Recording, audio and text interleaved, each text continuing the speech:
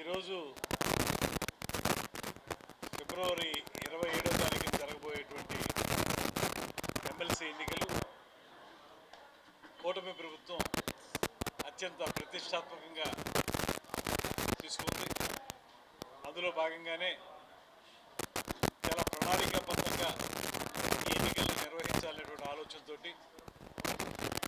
మొత్తం ఉమ్మడి ఉభయ గోదావరి జిల్లాలో ఉన్నటువంటి 34 నియోజకవర్గాల్లో కూడా పూర్తి స్థాయిలో ఎక్కడికెక్కడ ప్రతి 30 ఓట్లకి ఒక ఇన్ఛార్జిని పెట్టి ఆ 30 ఓట్లని ప్రభావితం చేసే విధంగా నిరంతరం కార్యక్రమాలు నిర్వహించాలనేటువంటి ఆలోచన ముఖ్యమంత్రి గారు, ఉప ముఖ్యమంత్రి గారు ఏర్పాటు చేయడం జరిగింది.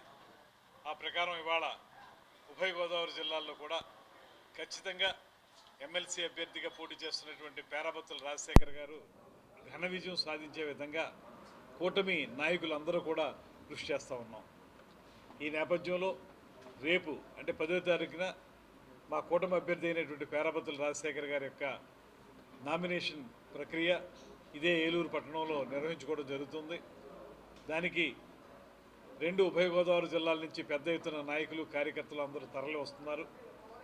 అందరూ కలిసి నామినేషన్ ప్రక్రియ పూర్తయిన తర్వాత పూర్తి స్థాయిలో క్షేత్రస్థాయికి వచ్చేటప్పటికి 100% కూడా ఎవరైతే గ్రాడ్యుయేట్స్ ఉన్నారో వారందరినీ కూడా, ఎవరైతే ఓటర్లుగా నమోదు చేయబడ్డారో వారందరినీ కూడా కూటమి అభ్యర్థి అయినటువంటి రాజశేఖర్ గారికి ఓటు వేసే విధంగా మేము మా కార్యక్రమాలు నిర్వహించుకుంటున్నాం. ఇందులో భాగంగానే ప్రతి ఒక్కరికి తెలియజెప్పేటువంటి అంశం ఏంటంటే ఎందుకు కూటమి అభ్యర్థికి ఓటు వేయాలనేటువంటి విషయాన్ని కూడా విశదీకరిస్తున్నాం. మీకు గడిచిన 5 సంవత్సరాల కాలంలో పూర్తిగా పట్టాలు తప్పినటువంటి అభివృద్ధిని తిరిగి పట్టాలెక్కించాలంటే కూటమి ప్రభుత్వంలో మాత్రమే సాధ్యపడుతుందనేటువంటి మాటని స్పష్టంగా తెలియజేస్తున్నాం. 5 సంవత్సరాల పాటు లక్షలాది ఉద్యోగాలు ఇస్తామని చెప్పి మాయ మాటలు చెప్పి ప్రజలను నమ్మించి ఒక ఉద్యోగం కూడా ఇవ్వనటువంటి ఆ వైఎస్ఆర్ ప్రభుత్వానికి భిన్నంగా ఇవాళ ఈ ప్రభుత్వం అధికారంలోకి రాగానే మనం డిఎస్సిని ప్రకటించడం జరిగింది. ఎంతో కాలంగా నిరుద్యోగ యువత ఎదురు చూస్తున్నటువంటి డిఎస్సిని ప్రకటించడం జరిగింది. త్వరలోనే ఈ ఎన్నికలు కూడా అయిన వెంటనే ఆ డిఎస్సిని కూడా అమలు చేయడానికి, తద్వారా వేలాది టీచర్ ఉద్యోగాలు ఇవ్వడానికి కూడా ఈ ప్రభుత్వం సిద్ధంగా ఉంది. అదేవిధంగా రాబోయే రోజుల్లో ఏవైతే ఎన్నికలకు ముందు చెప్పినటువంటి హామీలు ఉన్నాయో, నిరుద్యోగులకు భృతి ఇచ్చేటువంటి కార్యక్రమం కానీ, తల్లికి వందనం లాంటి కార్యక్రమాలు కానీ, ఇవన్నీ కూడా 100% అమలు చేయడానికి ఈ ప్రభుత్వం కృతనిశ్చయంతో ఉంది. అందువల్లనే మేము ఓటర్లని ధైర్యంగా అడగలుగుతున్నాం, వారి విశ్వాసాన్ని కూడా కోరుతున్నాం. ఏ విధంగానంటే ఎవరైతే గ్రాడ్యుయేట్స్ అయి ఉన్నారో, ఎవరైతే బీఎడ్ చేసి ఉన్నారో వారందరికీ ఉద్యోగాల కల్పన విషయం, అదే కాకుండా ఈ రాబోయే 5 సంవత్సరాల కాలంలో రమారమి 20 లక్షల ఉద్యోగాల కల్పన చేయాలనేటువంటి ఆలోచన కూడా ముఖ్యమంత్రి గారు చేస్తూ ఉన్నారు. దానికి ఒక క్యాబినెట్ సబ్ కమిటీని వేశారు.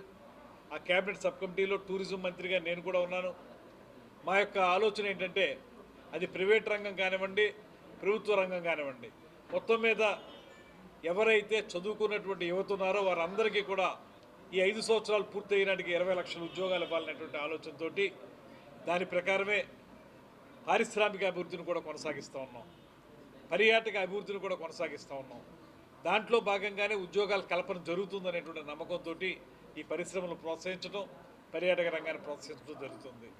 ఈ విధంగా చూసుకుంటే ఇవాళ ఈ రాష్ట్రంలో నిరుద్యోగ యువత గ్రాడ్యుయేట్స్ అయి ఉన్నటువంటి వారు ఎవరైతే ఉన్నారో వారికి సరైనటువంటి భరోసా కావాలంటే, ఉద్యోగ భద్రత రావాలంటే, భవిష్యత్తులో వాళ్ళు వాళ్ళ కాళ్ళ మీద వాళ్ళు నిలబడేలా ఉండాలంటే, ఆ రకమైన ఉపాధి కల్పన జరగాలంటే ఈ ప్రభుత్వం తాలూకు అభ్యర్థుల్ని నెగ్గించుకోవాల్సిన బాధ్యత వారందరి మీద ఉందనేటువంటి మాట కూడా తెలియజెప్తున్నాం. ఇవాళ మీకు ఒక శాసనమండలి సభ్యునిగా పట్టభద్రుల తరపున పేరాబత్తుల రాజశేఖర్ గారు లాంటి కూటమి అభ్యర్థి నెగ్గితే ఖచ్చితంగా ప్రజల గొంతుకును అక్కడ వినిపించగలుగుతారు. ఏదైతే ప్రభుత్వం చేస్తున్నటువంటి అభివృద్ధి కార్యక్రమాలు ఉన్నాయో ఆ అభివృద్ధి కార్యక్రమాల్ని గ్రాడ్యుయేట్స్ కూడా అందించే విధంగా ఆయన తన వాణిని వినిపించగలుగుతారు. అందుకే మేము ప్రజలందరికీ తెలియజెపుతూ ఇందులో ఈ ఓటు వేయడం ద్వారా అభివృద్ధి ఎలా సాధిస్తామో చెప్పడానికి మేము ముందుకు వెళ్తా ఉన్నాం. దాంతోపాటు ఇతర సంక్షేమ కార్యక్రమాలు మీ అందరికీ తెలుసు. ఆ రోజున వాళ్ళకి 2,000 రూపాయల పెన్షన్ని 3,000 చేయడానికి వాళ్ళకి 5 సంవత్సరాల కాలం పట్టింది. అదే ఈ ప్రభుత్వం రాగానే అధికారంలోకి వచ్చిన 15 రోజుల్లోనే 3,000 రూపాయల పెన్షన్ని 4,000కి పెంచిన సందర్భాన్ని మీకు గుర్తు చేస్తూ ఉన్నాం. దాంతోపాటు మంచానికి అంటిపెట్టుకుపోయి ఉన్నటువంటి దివ్యాంగులు ఎవరైతే ఉన్నారో వారికి ఎకాయికిని 3,000 నుంచి 15,000 వరకు పెంచేటువంటి పెన్షన్ కార్యక్రమాన్ని కూడా చేపడతా ఉన్నాం. దాంతోపాటు మీ అందరికీ తెలియంది కాదు, ఆ రోజున వారు రైతుల దగ్గర ధాన్యం కొనుగోలు చేసి వెంటనే వాళ్ళ ఖాతాల్లోకి డబ్బు వేయవలసినటువంటి సందర్భాన్ని పక్కన పెట్టి అది నెలైనా 2 నెలలైనా 3 నెలలైనా వారికి ఆ ఖాతాల్లో డబ్బు వేయకుండా ఉన్నటువంటి సందర్భం మనం చూసాం. ఇవాళ మీరు గమనిస్తే ఎక్కడికి వెళ్ళినా సరే రైతు సేవా కేంద్రాలను ఏర్పాటు చేసి ఏదైతే ధాన్యాన్ని కొనుగోలు చేశామో వారికి 24 గంటలు తప్పితే 48 గంటల లోపులోనే వారికి వారి ఖాతాల్లో డబ్బు వేసేటువంటి కార్యక్రమాన్ని కూడా చేపడతా ఉన్నాం.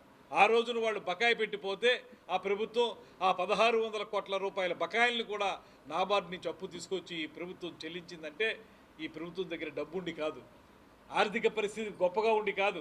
ఆ ప్రభుత్వం మొత్తం డబ్బు నలుగురు పోయి ఉన్నా కూడా చిల్లి గవ్వ లేకపోయినా మా దగ్గర చిత్తశుద్ధి ఉన్నటువంటి ముఖ్యమంత్రి, పేదవాళ్ళకి మంచి చేయాలనేటువంటి ఆలోచన ఉన్నటువంటి ఉప ముఖ్యమంత్రి, వీరిద్దరూ కలిసి పైన ఉన్నటువంటి ప్రధానమంత్రి గారి సహకారంతో పేద ప్రజలకు మంచి చేసే కార్యక్రమాలని నిరంతరం చేపడుతున్నటువంటి సందర్భాన్ని మీ ద్వారా ప్రజలకు తెలియజేస్తూ ఉన్నాం.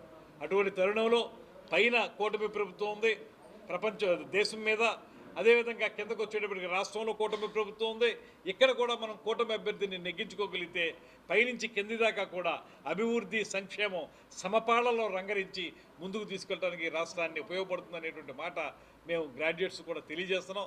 తప్పనిసరిగా మీ పవిత్రమైన ఓటుని ఎమ్మెల్సీగా పట్టభద్రుల ఎమ్మెల్సీగా పోటీ చేసిన పేరాబత్తుల రాజశేఖర్ గారికి వేయాల్సిందిగా మనస్ఫూర్తిగా కోరుకుంటా ఉన్నాం.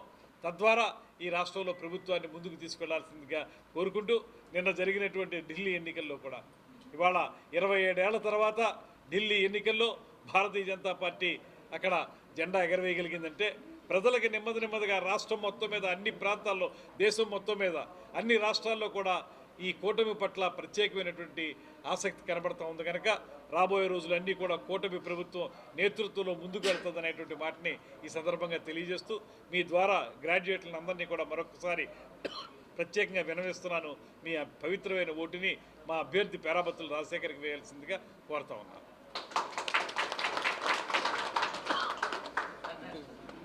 అంత ఉండాలంటారు. ఇప్పుడు నిజానికి అంత ఆయనకి నమ్మకం ఏ రకంగా కలుగుతుందో నాకు అర్థం కావడం లేదు.